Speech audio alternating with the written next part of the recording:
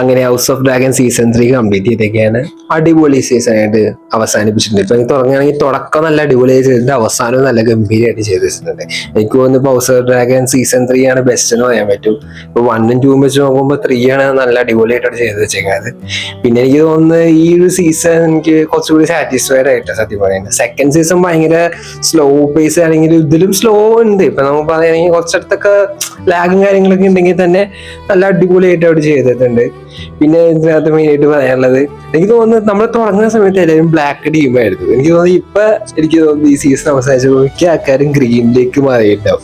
എന്ന് വെച്ച് കഴിഞ്ഞാൽ റെനയുടെ ക്യാരക്ടറിന്റെ ഒരു അവർ എഴുതിയ ഒരു രീതിയാണ് സത്യം പറഞ്ഞു കഴിഞ്ഞാൽ. ഇപ്പൊ ആദ്യം നല്ലൊരു അടിപൊളി ക്യാരക്ടർ എന്ന രീതിയിൽ ഇപ്പൊ ഭയങ്കര നെഗറ്റീവ് ഷെയ്ഡിലേക്ക് പോയിക്കൊണ്ടിരിക്കുകയാണ്.